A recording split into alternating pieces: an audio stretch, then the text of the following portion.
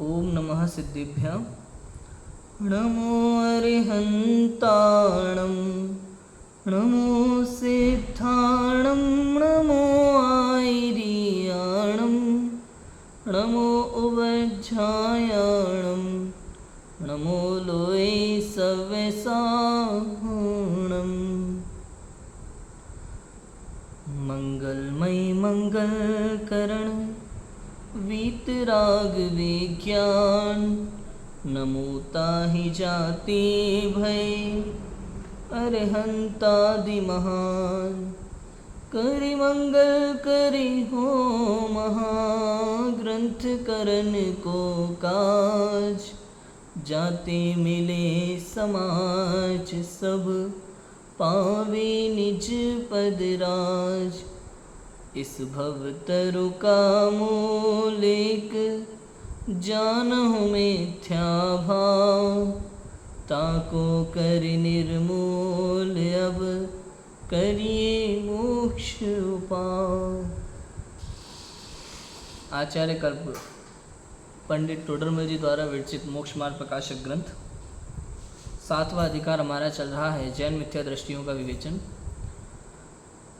मिथ्या दृष्टियों की चर्चा करने के बाद सम्यक व सन्मुख मिथ्या दृष्टि की चर्चा की और हमने समझा कि तत्व विचार की महिमा क्या है। जो सही दिशा में तत्व विचार कर रहा है, कभी स्वयं विचार करता है, कभी शास्त्र में पढ़ता है, कभी विद्वानों से सुनता है, अभ्यास करता है, प्रश्नोत्तर करता है, तत्पश्चात किसी निर्णय पर पहुंचता है, ऐसा व्यक्ति सम्यक व सन्मुख मिथ्या दृष्टि है। और जब उसे तत्व निर्णय पूर्वक अनुभव हो जाए तो सम्यक दर्शन हो जाता है।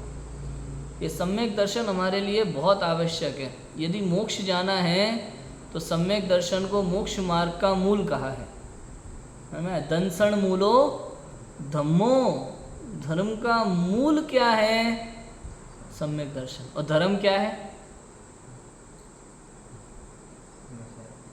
चारित्रम खलु धम्मो। धर्म की परिभाषा में दो दी है। एक तो वस्तु सहावो धम्मो, वस्तु का स्वभाव धर्म है। दूसरा चारित्रम खलु धम्मो, चारित्र का नाम धर्म है। चारित्र माने स्वरूपाचरण, निर्विकल्प अवस्था, आत्मा में लीनता, इसका नाम चारित्र। स्वरूपे चरणम इति चारित्रम। जो अपने स्वरूप में रमता है, रमण करता है, आचरण करता है, उसका नाम चारित्र है। इसलिए लिखा चारित्रम खलु धम्मो प्रवचन सार में। और दंसण मूलो धम्मो अर्थात उस धर्म का मूल है सम्यक दर्शन। समझ में आया? सम्यक दर्शन यहाँ धर्म के मूल को कहा। अब देखो, कल अपन ने पढ़ा था कि भाई इस सम्यक दर्शन को प्राप्त करना है तो ये 5 लब्धि पूर्वक सम्यक दर्शन की प्राप्ति होती है। 5 लब्धि बिना आज तक कभी किसी जीव को ना सम्यक दर्शन हुआ है, ना होता है, ना ही कभी हो सकता है। जिस प्रकार से आप तमिलनाडु एक्सप्रेस से नई दिल्ली के लिए निकले चेन्नई से, तो बीच में भोपाल आए बिना नहीं रहेगा, में ग्वालियर आए बिना नहीं रहेगा, आगरा आए बिना नहीं रहेगा, नागपुर आए बिना नहीं रहेगा। आपको चाहे पता हो नहीं पता हो, लेकिन ट्रेन तो उसी रास्ते से जा रही है। ऐसे ही आपको पता चले कि नहीं पता चले कि क्षयोपशम, विशुद्धि, देशना, प्रायोगिकरण, ये लब्धियाँ क्या है, इनका स्वरूप क्या है, पता हो ना पता हो, लेकिन ये 5 लब्धि पूर्व की जीव को सम्यक दर्शन प्रकट होता है। इसके बिना कभी किसी जीव को सम्यक दर्शन नहीं होता। किसी भी गति में सम्यक दर्शन के लिए अनिवार्य है। समझ में? और समझना क्यों हमें? क्योंकि दुनिया भर का कचरा हमारे दिमाग में भरा होता है। और जब दुनिया भर का कचरा दिमाग में भरा होता है ना, तब तक विशुद्धि प्राप्त नहीं होती। इसलिए विशुद्धि प्राप्त करनी है तो इन 5 लब्धि को समझना पड़ेगा। कल हमने क्षयोपशम लब्धि की काफ़ी चर्चा की थी। क्षयोपशम लब्धि क्या है, शॉर्ट में थोड़ा सा लेते हैं। पहली लाइन जो पंडित टोडरमल जी ने लिखी वही याद करने लायक लाइन है बस। क्या? कि जिसके होने पर तत्व विचार हो सके ऐसा ज्ञानावर्णादि कर्मों का क्षयोपशम, इसका नाम क्या है? क्षयोपशम। और जब तत्व विचार होने लगे तो क्षयोपशम लब्धि, लब्धि प्राप्ति। समझ में आ गया? क्षयोपशम लब्धि। कर्णानियोग की भी परिभाषा अपन ने समझी थी, सर्वघाती देशघाती समझा था। सर्वघाती की 21 प्रकृतियाँ, देशघाती की 26 प्रकृतियाँ, है ना। सर्वघाती जो आत्मगुणों का पूर्ण रूप से घात करे अर्थात आत्मगुण को प्रकट नहीं होने देती, और देशघाती माने पूर्ण रूप से घात नहीं करती, एक देश घात करती है अर्थात कुछ प्रकट होता है कुछ अप्रकट होता है। फिर हमने ये भी देखा था कि देशघाती में कुछ ऐसी हैं जो जिसके सर्वघाती स्पर्धक भी होते हैं, देशघाती स्पर्धक भी होते हैं, दोनों प्रकार की क्वालिटी होती है। सर्वघाती में तो सर्वघाती की ही स्पर्धक होते हैं, उसी की क्वालिटी है। देशघाती में दोनों प्रकार की क्वालिटी है, जिसमें मति जो देशघाती वाली है प्रकृतियाँ, जैसे मति श्रुत है ना, इसका कभी पूर्ण रूप से उदय नहीं होता किसी जीव को, और यदि इसके सर्वघाती स्पर्धकों का उदय किसी जीव का आने वाला हो तो कुछ समय पहले ही वो देशघाती में कन्वर्ट होकर के उदय में आते हैं। लेकिन कुछ ऐसी प्रकृतियां भी होती हैं देशघाती में जिसका किसी जीव के पूर्ण उदय भी रहता है, किसी के नहीं भी रहता है, किसी के क्षयोपशम रहता है। जैसे अवधि ज्ञान, मनःपर्यय ज्ञान, देवों और नारकियों के उनका क्षयोपशम है, समझ में आया, और अपने लिए पूर्ण उदय चल रहा है। क्यों? क्योंकि अभी अवधि और मनःपर्यय ज्ञान हमें प्रकट नहीं। तो इस तरह के भी व्यवस्थाएं वहाँ कर्मों में होती है। तो कर्मों का क्षयोपशम और फिर क्षयोपशम लब्धि, ये सारी चर्चाएं हमने कल की थी कि क्या क्या क्या है। आज हमें दूसरी लब्धि की चर्चा करनी है। कौन सी? विशुद्धि लब्धि। किसकी चर्चा करनी है? विशुद्धि लब्धि। ये विशुद्धि मतलब क्या? विशुद्धि माने परिणाम, विशुद्धि माने परिणाम, इस तरफ से आ जाए। तो विशुद्धि मतलब क्या भाई, आप समझ लो, एक भूमिका समझना। भूमिका, विशुद्धि मतलब क्या? एक प्रकार की भूमिका। जैसे आपने देखा होगा जब हम बीज बोते हैं ना खेत में, जब हम खेत में बीज बोते हैं ना, तो भूमि को पहले आपने देखा होगा किसान अच्छे से धो लेता है, साफ कर लेता है, समझ में आया? और फिर क्या होता है, जैसे अपन ने बीज बोया, ठीक है, तो बीज बोने के लिए भूमि चाहिए साफ एकदम, है ना। अब उसके लिए सबसे पहले सफाई करना जरूरी है कि नहीं? विशुद्धि लब्धि में केवल इतना समझना है कि साफ सफाई होना बहुत जरूरी है। साफ सफाई, सिंपल भाषा, एकदम सादा सिंपल भाषा का नाम है विशुद्धि लब्धि, मतलब सफाई, निर्मलता। दूसरा शब्द क्या है? निर्मलता। अब जैसे मैंने अभी क्या कहा था कि पंच लब्धि आपको चाहे इसके विषय में इसका स्वरूप पता हो चाहे ना पता हो, लेकिन पंच लब्धि पूर्वक ही सम्यक दर्शन जीव को होता है, ठीक है। तो हमें क्यों पढ़ना है ये पंच लब्धि? क्योंकि हमारे दिमाग में जो कचरा भरा है ना, जब तक दिमाग में कचरा भरा है तब तक सफाई नहीं है, और जब तक सफाई नहीं है तब तक तत्व विचार नहीं हो पाता। नहीं, यही बात समझ में? हम दुनिया भर की चीज़ पढ़ते हैं, पर द्रव्यों में उलझे रहते हैं, उसी के लिए सोचते हैं, उसी के लिए विचार करते हैं, दिन भर वहीं उलझे रहते हैं, तो आत्म तत्व की ओर विचार करने का भाव कैसे आएगा? समझ में आया? आप समझ लो कंप्यूटर रखा है यहाँ टेबल के ऊपर, तो जब तक कंप्यूटर टेबल के ऊपर रखा है, आपको इस टेबल के ऊपर दूसरी कोई चीज़, भारी चीज़ रखनी होगी तो क्या करना पड़ेगा? पहले राजू भाई, इस कंप्यूटर को यहाँ से हटाना पड़ेगा। समझ में आया? इसी का नाम एक तरह से विशुद्धि है। मतलब दिमाग में जो कचरा भरा है, अर्थात जब तक आप परद्रव्य के विषय में चिंतन कर रहे हो, परद्रव्य का विचार कर रहे हो, सांसारिक लाभ का विचार कर रहे हो, तब तक आप तत्व विचार में उद्यमी नहीं होते। क्यों क्यों क्यों? क्योंकि मोह तीव्र है वहाँ। क्यों? परद्रव्य को अपना माना आपने। समझ में आया? क्या लिखा देखो यहाँ, पंडित टोडरमल जी की पहली लाइन, मोह का मंद उदय आने से मंद कषाय रूप भाव हो कि जहाँ तत्व विचार हो सके सो विशुद्धि लब्धि है। इतनी बात लिखी है पंडित टोडरमल जी ने बस यहाँ विशुद्धि लब्धि के लिए। क्या लिखा? मोह का मंद उदय आने से मंद कषाय रूप भाव हो कि जहाँ कितने मंद कषाय रूप भाव हो, इतने मंद कषाय होना चाहिए कि जहाँ तत्व विचार हो सके सो विशुद्धि लब्धि है। मतलब देखो पहली शर्त क्या है कि मोह का मंद उदय होना चाहिए। समझ में आया? यदि मोह तीव्र है ना तो आपको विशुद्धि लब्धि की प्राप्ति नहीं होगी, तत्व विचार के लिए भाव ही नहीं आएगा। कई बार आपने देखा होगा चिन्हवाणी सुनने के लिए भी आ जाएगा ना जीव, प्रवचन सुन रहा होगा तो भी दिमाग में पता नहीं कौन सी दुनिया चल रही होती है, घर पे क्या चल रहा होगा, घड़ी की तरफ देखता रहता है। समझ में आया? उसको कल की चिंता रहती है। कई बार ये होता है प्रवचन सुनते सुनते ऐसा रहता है यार कल के जो काम है वो पेंडिंग पड़े हुए हैं वो भी देखना है। तो इसका मतलब क्या है, सुन तो रहा है लेकिन अंदर में तत्व विचार के लिए उद्यमी नहीं हो रहा। क्यों क्यों क्यों? क्योंकि विशुद्धि नहीं है। मोह तीव्र है ना परद्रव्य के प्रति, मतलब इसका मोह मंद नहीं है। एक बात समझ में आ गई।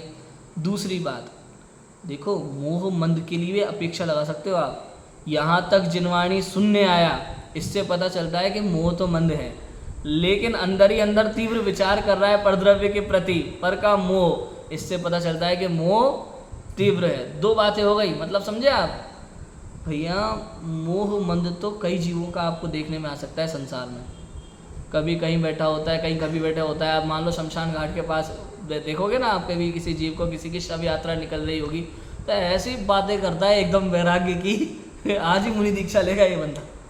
समझ में आया? उस समय ऐसा लगता है, थोड़ी देर बाद ही उलझ जाता है संसार में। इसको कहते हैं मोह मंद। लेकिन यहाँ पता है मोह मंद होने की बात कहाँ से ले रहे हैं? यहाँ विशुद्धि लब्धि कब माने जाएगी? कि मोह मंद होने पर जब ये तत्व विचार करे, तत्व विचार हो सके, तब विशुद्धि लब्धि है, तब तक विशुद्धि लब्धि नहीं। समझ में आया? मोह का मंद उदय आने से, अब इसमें अपन कुछ नहीं कर सकते, अपना इसमें कोई काम नहीं है। लिखा क्या है? मोह का मंद उदय आने से। ये मोह का मंद उदय आना किसके हाथ में है बताओ?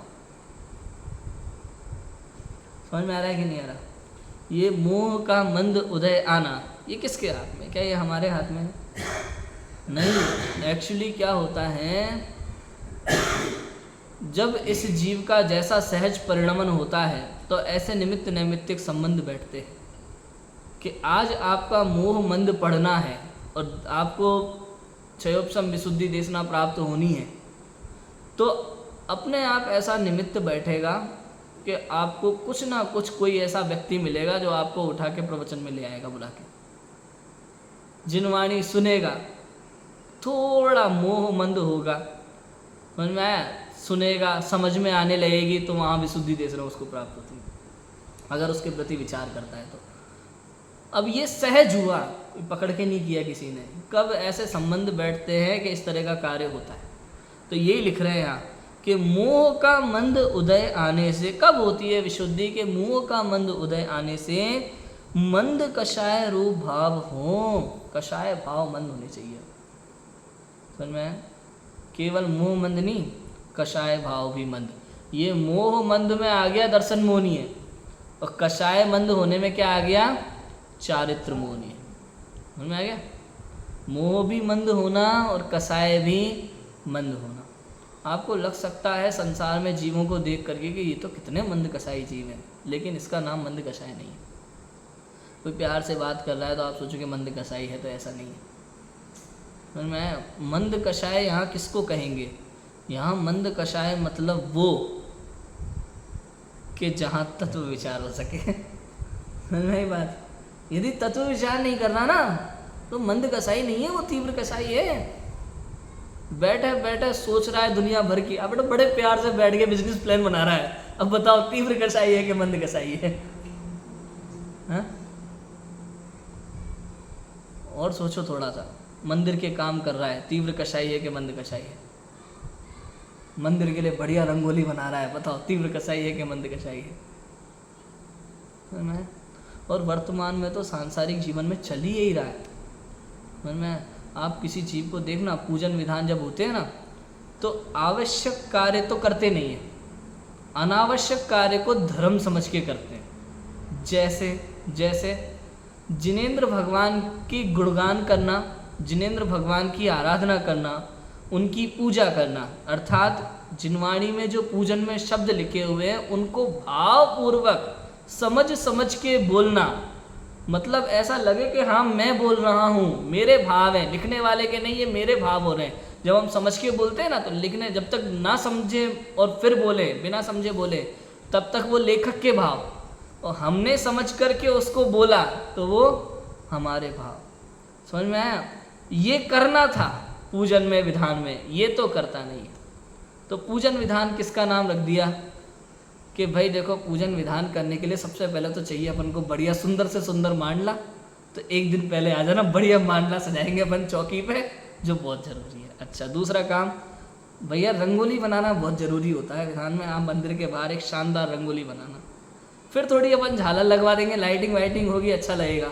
अच्छा, माइक बिल्कुल भी आवाज़ नहीं करना चाहिए, अच्छे से अच्छा साउंड बुलाओ, भले 1 लाख का है चाहे 1.5 लाख का, कितना ही पैसा लग जाए, साउंड अच्छा आना चाहिए, तभी मज़ा आएगा, नहीं तो उठ के चले जाएंगे। अच्छा, विधान करने के लिए किसको बुला रहे? ऐसे को बुलाओ जो भीड़ इकट्ठी कर सके, थोड़ा पैसा इकट्ठा करा सके मंदिर में, नहीं तो मज़ा कैसे आएगा, है ना। विधानाचार्य ऐसा होना चाहिए, थोड़ा भीड़ इकट्ठी कराए, महिलाओं को नचाए, बढ़िया सुंदर भजन गा गा के, है ना, फिल्मी गानों की लय पे भजन गाए और बढ़िया महिलाएं नाचे, तो विधान है, नहीं तो मज़ा कैसे आएगा। लगना चाहिए कि विधान कराया, बढ़िया मंदिर को पूरा सुंदर सा सजा लो। इसका मतलब उन्होंने रख दिया पूजा विधान।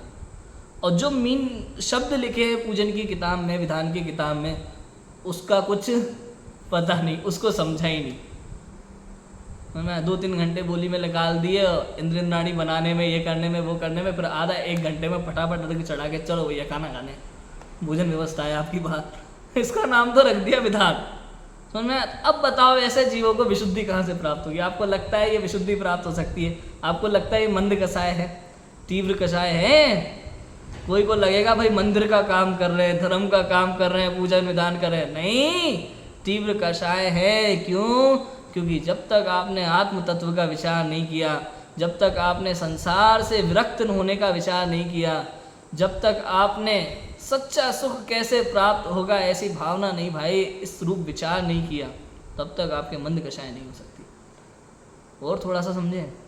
अरे चलो ये तो बहुत ऊंची बात है, हम कह रहे जिन मंदिर में पूजा करते समय अगर आपने भगवान के गुणों का विचार नहीं किया, समझना आज आपने पूजा की ही नहीं।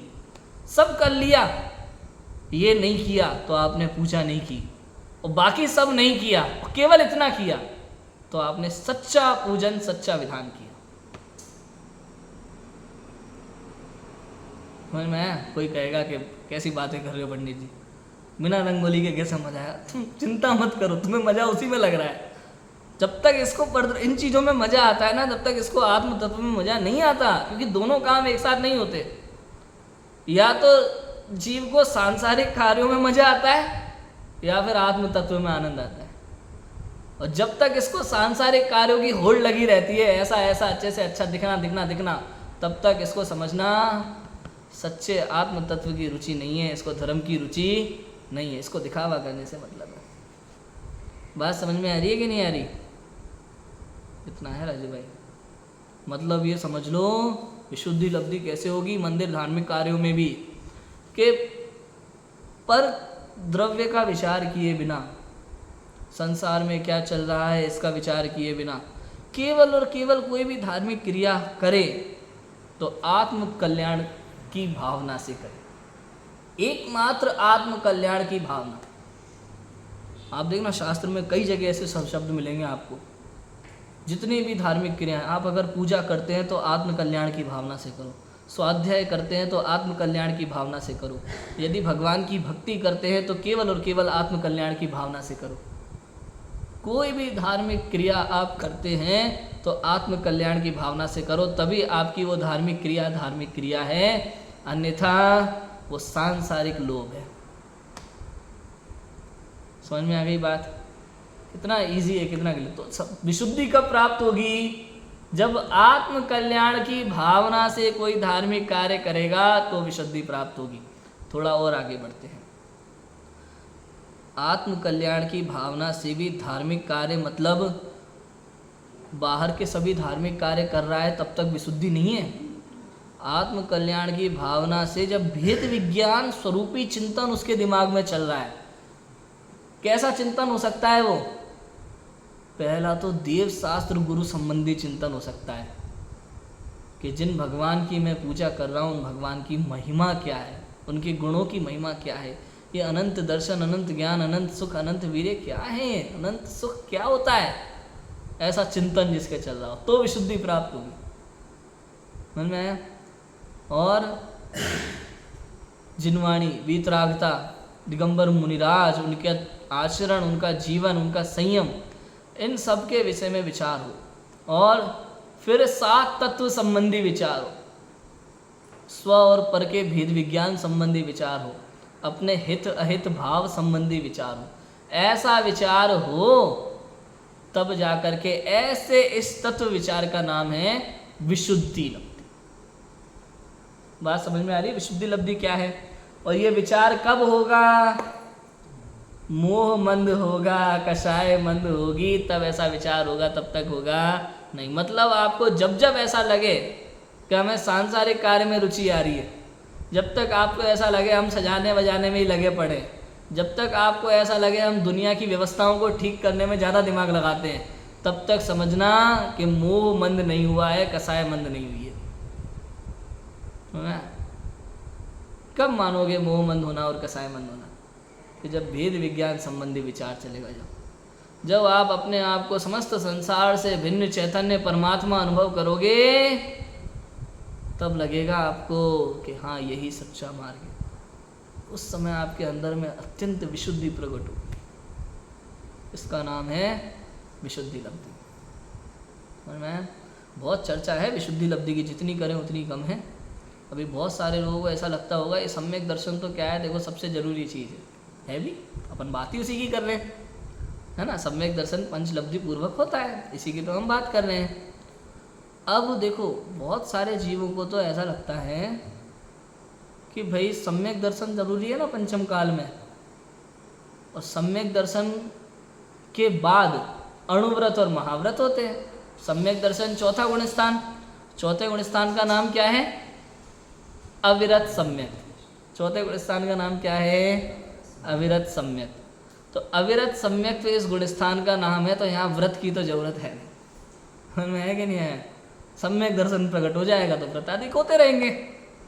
और भी लोग बात कर सकते हैं, भाई मंदिर जाने की क्या जरूरत आ गई, हमें ये बताओ। सम्यक दर्शन तो आत्मा के दर्शन से होता है ना, हम आत्मा और शरीर को भिन्न भिन्न जान लेंगे, मंदिर जाके क्या फायदा? विशुद्धि प्राप्त नहीं होगी। किसी भी कार्य के लिए भूमिका होना जरूरी है, एक तरह की भूमिका समझे? जब आप झंडा फहराते ना, ऊपर इतना झंडा ऊंचा रहे हमारा, उसके नीचे 3 वाली वो पीठ बनाते हैं, उसके ऊपर फहराया जाता है। जब कोई पक्का मकान बनाना हो तो उसकी नींव पक्की करनी पड़ती है। ऐसे ही जैसे अपन ने कहा ना अभी, चारित्तम खलु धम्मो वत्तु स्वभावो धम्मो, और तो सम्यक दर्शन क्या है? धर्म का मूल, दंसण मूलो धम्मो। ये जड़ तो हो गया सम्यक दर्शन, है ना, मूल तो हो गया सम्यक दर्शन, लेकिन उसको बोने के लिए भूमि शुद्ध करनी पड़ेगी कि नहीं? कौन सी भूमि में वृक्ष बोओगे बताओ आप? किसी भी भूमि में, पथरीली भूमि में वृक्ष बोओगे या उपजाऊ भूमि में? समझ में? वृक्ष लो, पौधा रोपण लो, फसल लो, किसी भी चीज़ को जब हम बोते हैं तो कहाँ बोते हैं? उपजाऊ भूमि में या पथरीली भूमि में? जब तक ये कषाय हैं, सांसारिक व्यवस्थाओं को ठीक करने की भावना है, या सांसारिक कार्यों में उलझे पड़े हैं, किंतु जिन मंदिर जाने का भाव नहीं आता, रात्रि भोजन के त्याग का भाव नहीं आता, कंदमूल आदि के त्याग का भाव नहीं आता, जीव दया का भाव नहीं आता, स्वाध्याय तत्व विचार का भाव नहीं आता, तब तक समझना मोह तीव्र है, कसाय तीव्र है, पथरीली भूमि है। इसमें आप सम्यक दर्शन रूपी बीज बोने में समर्थ नहीं। इसके लिए इतना होना जरूरी है। बात समझ में आई कि नहीं आई?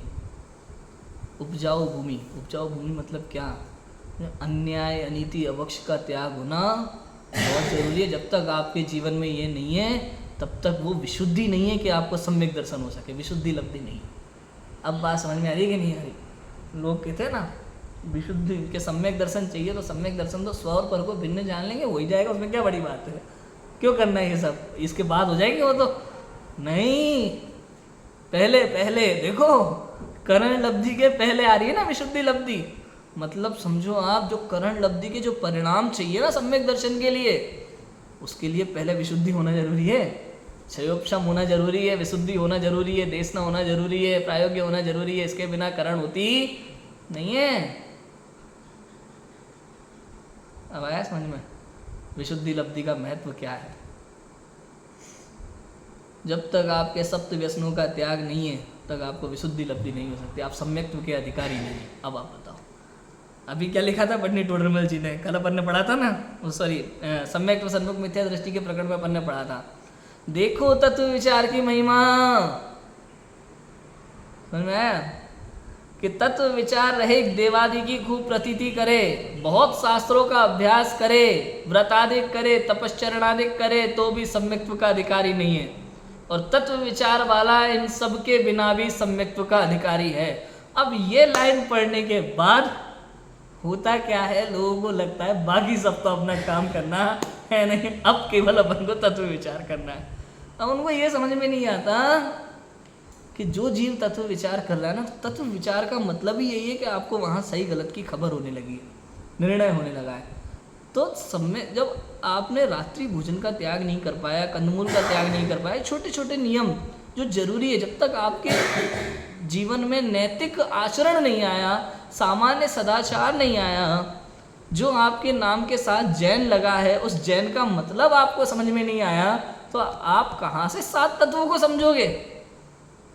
कहाँ से आपके तत्व विचार होगा? तत्व विचार वाला सम्यक्त्व का अधिकारी है ना, तो कह रहे कि पंचलब्धि बिना तत्व विचार वाले को भी सम्यक दर्शन होता नहीं है। और पंचलब्धि में विशुद्धि लब्धि का मतलब है अन्याय अनीति अपक्ष का त्याग जिनके जीवन में होता है, उसकी भूमि हुई है ऐसी कि जिसमें सम्यक दर्शन रूपी बीज बोया जा सकता है। बात समझ में आई? ऐसा है।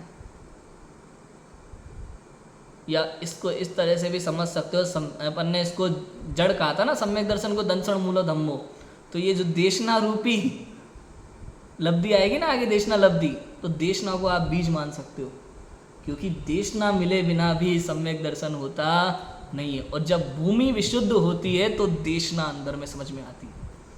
मतलब समझे, जब तक परिणाम निर्मल नहीं होंगे तब तक आपको जिनवाणी सुनने का भाव नहीं आएगा, जिनवाणी समझ में नहीं आएगी। सुनने आ भी जाएगा, सुनने तो आ जाएगा, लेकिन अंदर में नहीं उतार पाएगा जिनवाणी को। समझ में आएगा? सुनने आना और समझ में आना अलग बात होती है, अलग बात होती है। क्षयोपशम लब्धि का मतलब पता है क्या है? क्षयोपशम लब्धि का मतलब है आपको जिनवाणी समझ में आना, और विशुद्धि लब्धि का मतलब है जिनवाणी समझने आना। समझने आना, समझने आने का मतलब आप खुद रुचि पूर्वक सुनने समझने आएंगे। क्षयोपशम लब्धि समझ में आना मतलब ज्ञाना वर्णादि का इतना क्षयोपशम है कि आपके तत्व विचार हो सके। आपको अब जिनवाणी समझ में आ सकती है, संगी पंचेंद्रिय को ही समझ में आएगी, ठीक है। लेकिन विशुद्धि मतलब स्वयं रुचि पूर्वक समझने आए। ज्ञाना वर्णादि का क्षयोपशम कि जिससे तत्व विचार हो सके, ऐसे संगी पंचेंद्रिय जीव बहुत है संसार में। आप देखते हो अन्य मतों में भी कितने हैं, अपने जैनों में कितने हैं, लेकिन उनको जिनवाणी सुनने का भाव नहीं आता। जिनवाणी सुनने का भाव तब आता है जब विशुद्धि आए अंदर में। जिनवाणी सुनने के लिए किसी के साथ आ भी जाएगा, या फिर एक रेगुलर दैनिक चर्या पूरी करने के लिए भी आ सकता है, लेकिन समझने आया वो एक महत्वपूर्ण है। अपने हृदय से स्वयं चल के दुनिया के काम छोड़ करके समझने आया। अभी वर्तमान में क्या होता है कि जैसे आपकी जो दैनिक चर्या होती है ना, और दूसरा कोई काम निकल आए तो आप कभी भी दूसरे काम कैंसिल नहीं करते पूरे दिन भर के। जो मंदिर वाला काम होता है ना, पहला सबसे पहले कैंसिल करने का वो भाव आता है। मंदिर का कैंसिल कर सकते हैं हम, प्रवचन होते ना, आप प्रवचन में आ नहीं पाएंगे क्यों, वहाँ जाना है। दूसरा दिन भर का कोई काम कैंसिल नहीं होता इनके, सबसे पहले कैंसिल करने का मन होता है। तो कहाँ से, मंदिर वाली जो दिनचर्या है ना, उसमें से देखो कहाँ अपन प्रोग्राम फिक्स कर सकते हैं। इससे पता चलता है तीव्र मोह कितना है, तीव्र कषाय कितनी है। इसको अपने आत्म सुख की पड़ी नहीं है, इसको संसार का अभाव करने की पड़ी नहीं है, इसको धर्म की पड़ी नहीं है, इसको पड़ी है धर्म के दिखावे की। दुनिया कब हमें धर्मात्मा मानेगी, बस ये समझना है हमें। तो हमें धर्म से मतलब नहीं है, ये चल रहा है। तो कब होगा विशुद्धि लब्धि, कब होगी? अब आत्म तत्व रूप विचार हो सके, तत्व विचार हो सके, जिनवाणी समझने आए, स्पेशली बाकी चीज़ों को छोड़ करके आए, सदा सुखदास जी की तरह। याद है ना, सदा सुखदास जी राज दरबार में काम करते थे, और उनकी सैलरी नहीं बढ़ी थी बहुत टाइम से। तो राजा ने जब देखा रजिस्टर तो बुलाया मंत्री को कि भाई इनकी सैलरी नहीं बढ़ी है, वर्करों की क्या बात है। सदासुखदास जी को बुलाया, आपने इतनी ईमानदारी से हमारे यहाँ काम किया है टाइम टू टाइम, लेकिन फिर भी आपकी तनख्वाह कम है, हम आपकी तनख्वाह बढ़ाना चाहते हैं। तो सदासुखदास जी ने बोला कि भैया आप हमारी तनख्वाह मत बढ़ाओ, आप हमारी ड्यूटी कम कर दो, ताकि हम अपने स्वाध्याय में तत्व विचार में वो समय दे सकें। ये इसका नाम है विशुद्धि। मैं जिसको जिनवाणी सुनने की इतनी जिज्ञासा हो, इच्छा हो, तो दूसरे काम छोड़ देंगे लेकिन ये नहीं छोड़ सकते। खाना छूट जाए कोई दिक्कत नहीं है, कोई भी महत्वपूर्ण काम छूट जाए, परिवार के साथ जो कहते हैं ना इम्पोर्टेंट पल बिताना, वो छूट जाए हमें कोई फर्क नहीं पड़ता, लेकिन ये नहीं छूटना चाहिए। इसको कहते हैं विशुद्धि लब्धि। मैं तो कहता हूँ हमेशा, भाई घर घर में हम सब जैन हैं ना, ऐसे कहने से काम नहीं चलेगा कि तीर्थों को बचाओ, मंदिरों को बचाओ और हड़ताल कर लो, ये कर लो, इससे कुछ नहीं होता। आप क्या कर सकते हैं? आपने अपने परिवार में जैन धर्म के संस्कार डालने के लिए क्या किया, पहले इतना बताओ, बाकी तीर्थों की रक्षा तो बाद में बात करेंगे। आपने अपने परिवार को बचाने के लिए, जैन धर्म के संस्कार बचाने के लिए क्या किया? क्या आपके घर में कंदमूल आदि नहीं बनते? क्या आपके घर में रात्रि भोजन नहीं होता? आपके घर में आपके बच्चों के क्या संस्कार है? क्या आप डेली प्रतिदिन मंदिर जाते हैं, स्वाध्याय करते हैं? होना चाहिए घर घर में बच्चों को ऐसे संस्कार होना चाहिए। और मैं तो ये कहता हूँ, जैसे रात को सामूहिक टीवी देखते हैं ना, ऐसे रात को बैठ करके सामूहिक घर का मुखिया शास्त्र पढ़े और बाकी सब छोटे बड़े सब बैठ करके रोज़ 1 घंटा स्वाध्याय सुने। घर घर में ये होना चाहिए, हर जैन घर में ये होना चाहिए। बातें करने से थोड़ी होता है, लड़ने झगड़ने से थोड़ी ना धर्म बचता है। समझ में आ रहा है कि नहीं आ रहा? हमारे जैन धर्म की सुरक्षा हमारे तीर्थों से नहीं है, हमारे जैन धर्म की सुरक्षा मंदिरों से नहीं है, हमारे जैन धर्म की सुरक्षा है हमारे संस्कारों से। बीच बीच में कितने मंदिर तोड़े बताओ, जैन धर्म बचा तो कैसे बचा?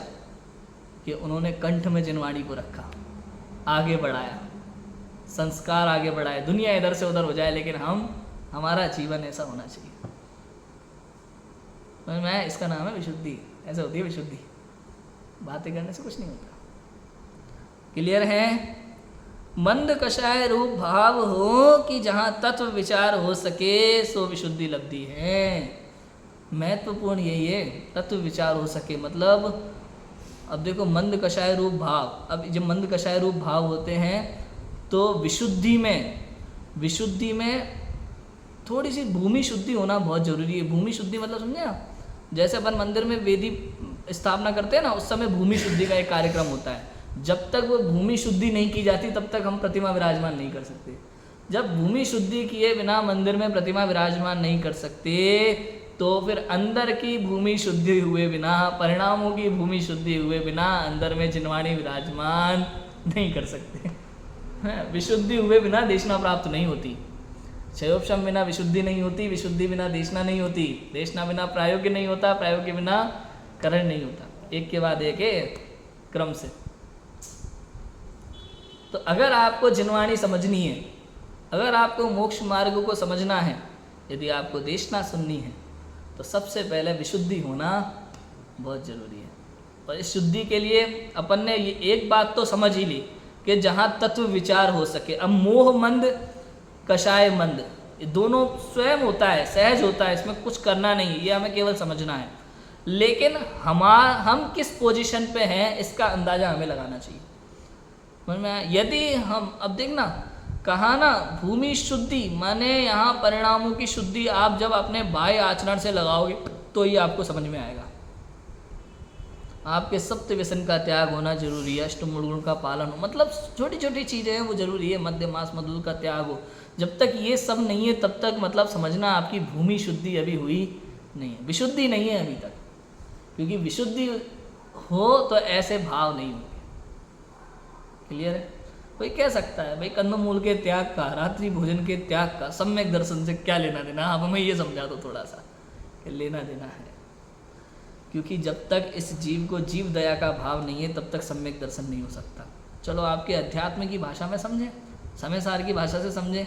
हो सकता है कोई कहे कई कई लोग ऐसे हो गए हैं ना जो भाई द्रव्य दृष्टि पढ़ करके या समय सार पढ़ करके निश्चयवासी हो जाते हैं। उनको ऐसा लगता है कि आत्मा को जाने बिना कुछ होगा नहीं, तो आत्मा को जान के ही सब होगा, तो हमें तो वही करना है, बाकी सबसे कोई लेना देना नहीं है। चलो इस दृष्टि से समझते हैं, आत्मा को जानने से सम्यक दर्शन होगा, बाह्य व्रतों का कोई लेना देना नहीं है। तो आत्मा को जानना मतलब वहाँ क्या कहा, पहली गाथा समय सार की जब कहते हैं वंदित तो सर्व सिद्धे, तो उसका अर्थ क्या किया कि आचार्य कुंद कुंद ने सभी आत्माओं में सिद्धों की स्थापना करके सभी भावी सिद्धों को भी नमस्कार किया, मतलब द्रव्य दृष्टि से वहाँ आत्मा परमात्मा को नमस्कार किया। समय सार का अर्थ क्या, द्रव्य कर्म भाव कर्म नौ कर्म से रहित शुद्ध आत्मा, इसका नाम समय सार है। सभी आत्माओं में सिद्ध विराजमान है। जब ऐसा विचार इस जीव को आएगा कि सभी आत्माओं में उसे सिद्ध दिखाई देने लगेंगे, तो उसको कंदमूल इत्यादि खाने का भाव आ ही नहीं सकता। समझ में आया? इससे पता चलता है अनुयोग कोई भी हो, चारों अनुयोग बात एक ही कहते हैं, बस कहने की शैली थोड़ी अलग है, कथन पद्धति अलग अलग है, लेकिन अर्थ सबका एक ही है। समझ सकते हो बस आप। जैसे यहाँ कह दिया ना कि जिसके होने पर तत्व विचार हो सके ऐसा ज्ञानावरणादि कर्मों का क्षयोपशम, ये अध्यात्म की भाषा हो गई। और फिर कह दिया कि उदय काल को प्राप्त सर्वघाती स्पर्धकों के उदयाभावी क्षय और भविष्य में आने योग्य उन्हीं स्पर्धकों का सत्ता रूप रहना उपशम, और देशघाती स्पर्धकों का उदय सहित कर्मों की अवस्था, इसका नाम क्षय उपशम। तो ये कर्णानुयोग की भाषा हो गई। ऐसे सम्यक दर्शन के लिए, आत्मानुभव के लिए, सबके लिए ऐसा ही है। सम्यक दर्शन किसको कहोगे? कर्णानुयोग में कहोगे प्रथम उपशम सम्यक दर्शन क्या है, तो कह देंगे भाई 7 प्रकृतियों का उपशम है ना, मिथ्यात्व, सम्यक मिथ्यात्व, सम्यक प्रकृति और अनंत अनुबंधी क्रोध मान माया लोग, इन 7 प्रकृतियों का उपशम होना, इसका नाम क्या है? सम्यक दर्शन कह देंगे। चरणानुयोग क्या कहेगा? अन्याय अनिति अभक्ष का त्याग हो तो सम्यक दर्शन हो। द्रव्यानुयोग क्या कहेगा कि जीव भिन्न और अजीव भिन्न ऐसा भेद विज्ञान हो तो सम्यक दर्शन हो। और प्रथमानुयोग क्या कहेगा कि जिसको देव शास्त्र गुरु के सच्चे स्वरूप का विचार हो गया, सच्चे स्वरूप का अनुभव हो गया, उसको सम्यक दर्शन। मैं जो वीतरागी देव शास्त्र गुरु के अलावा किसी को स्वीकार नहीं करता, अब इतना पढ़ के चला जाता है, लेकिन अब पढ़ो प्रवचन सार की 80वीं गाथा। जो जानदि अरहंतम दवत्त गुणत पज्जे तिहिम, सो जानदि अपाणम मोह खलु जादि तस्लयम। मतलब जो अरिहंत को द्रव्य गुण पर्याय से जानता है उसको सम्यक दर्शन नहीं कहा। आगे दूसरी लाइन लिखी फिर उन्होंने, सो जानदि अपाणम, वो आत्मा को जानता है, उसका मोह का नाश होता है, उसको सम्यक दर्शन होता है। क्लियर हुआ? तो मतलब भाषा वही होगी। प्रथमानुयोग कहेगा कि देवशास्त्र गुरु के स्वरूप को जानने का नाम, वीतरागी देवशास्त्र गुरु को ही मानने का नाम सम्यक दर्शन है, अन्य को नहीं माने वो सम्यक भी है। लेकिन इसका अर्थ ये, मानना तब माना जाएगा जब आपने देव को मान करके स्वयं को माना, जब आपने भगवान को ये ही मैं हूं ऐसा जाना, तब माना जाएगा ऐसा, नहीं तो नहीं माना जाएगा। मैं तो ऐसा होता है। मोह का मंद उदय आने से मंद कषाय रूप भाव हो कि जहाँ तत्व विचार हो सके सो विशुद्धि लब्धि है। दोनों बातें इसको क्लियर समझ लेते हैं हम। विशुद्धि लब्धि लास्ट में क्या है? सबसे पहले तो ये है कि भाई मोह मंद होगा और कषाय मंद होगी। मोह माने दर्शन और कषाय माने चारित्र, है ना, दर्शन मोह और चारित्र मोह, ये मंद होना चाहिए जब इस जीव को तत्व विचार हो पाता है। जब तक मोह तीव्र होगा, कषाय तीव्र होगी, तब तक इस जीव को तत्व विचार का भाव नहीं आता। ये मोह क्या है? मोह क्या है? मोह माने पर द्रव्य को अपना मानना। पर मैं स्वयं को तो भूला हुआ है और पर को अपना मान के बैठा हुआ है, इसका नाम क्या है? मोह। सिंपल परिभाषा है, ये मेरा है। मतलब अपन ने देखा ना, पर में ममत्व का भाव, इसका नाम क्या है? मोह। और मोह को दूर करना है तो पर में जो ममत्व, एकत्व, ममत्व, कर्तत्व, भोक्तत्व का भाव था, पर से हटा करके इसी भाव को स्व में लेके जाना है। बस स्व में एकत्व, कर्तत्व, भोक्तत्व, ममत्व का भाव लाना है। तो मिथ्या मार्ग से सीधा सम्यक मार्ग, मतलब कुछ करना ही नहीं है। देखा जाए तो सम्यक दर्शन के लिए, मोक्ष जाने के लिए आपको कुछ नहीं करना, जो आप कर रहे हो बस वही करना है, थोड़ी सी दिशा बदलनी है ना। जैसे कोई वॉचमैन हो ना, अपने यहाँ का कोई वॉचमैन हो, उसको कोई बड़ा आदमी आके मिले, भाई कितनी सैलरी मिलती है, 10,000 रुपये महीना मिलता है, और बड़ा खुश है, 10,000 रुपये, बस हम तुझे 10 लाख रुपए महीना देंगे। अच्छा, जरूर बहुत काम कराओगे आप, क्या काम करवाओगे? कुछ नहीं, जो तुम करते हो वही करना है। अच्छा है, 10 लाख रुपए दोगे? हाँ, हमारे बंगले पे करना, लेकिन जो काम तुम यहाँ कर रहे हो ना वॉचमैन का, वही काम आपको वहाँ करना है, ठीक है? तो जैसे अपन उस घर को छोड़ करके इस घर में आया, काम वही कर रहा है ना? ऐसे ही आत्मा के लिए कह रहे हैं आचार्य देव कि तुझे अगर सुखी होना है ना, तो तुझे कुछ नहीं करना, कुछ नहीं करना, कुछ नहीं करना, जो तू अभी कर रहा है बस वही करना है। अच्छा, कैसे? जो तू अभी पद में एकत्व, ममत्व, कर्तत्व, भोक्तत्व कर रहा है ना, बस अब यही स्व में कर, इतना करना है तो सुखी हो जाएगा अनंत काल के लिए। इतना सा सुखी होने का मार्ग है, इससे ज़्यादा कुछ नहीं है। पर द्रव्यों की एकत्व बुद्धि छोड़ के स्व में एकत्व हो जा। एकत्व विभक्त आत्मा है ये तो भाई, एकत्व विभक्त आत्मा है, स्व से एकत्व, पर से विभक्त। और इस जीव ने आज तक स्व को तो पर से जोड़ के रखा हुआ है ना? आत्मा और शरीर को एक मान के बैठा हुआ है, और पर को अपना मान के बैठा हुआ है। ये ही मैं हूँ ऐसा भाव करके बैठा हुआ है, इसका नाम है तीव्र मोह, ठीक है ना?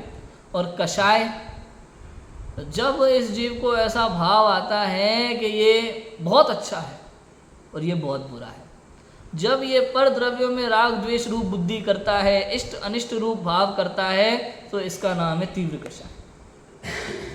मतलब समझे? और जब तक ये है तब तक विशुद्धि नहीं होती। मतलब आप समझो, आपके जीवन में कैसी भी परिस्थितियां बने, कैसी भी परिस्थिति बने, इस शरीर के लिए, परिवार के लिए, रिश्तेदारों के लिए, संसार के लिए, ऑफिस में कहीं भी कैसी भी परिस्थिति बने, जब आप उन परिस्थितियों से भिन्न मात्र ज्ञाता दृष्टा रहना सीख जाओ ना, तब समझना सही मार्ग पे लगने वाले हैं। जब तक आप उनसे विचलित हो जाओगे, कषाय करोगे, तो समझना तीव्र कषाय है। कषाय तीव्र है, इसलिए जान रहा हूँ, देख रहा हूँ, ये मेरा काम है, और जब हम अपना काम करेंगे तो सुखी रहेंगे।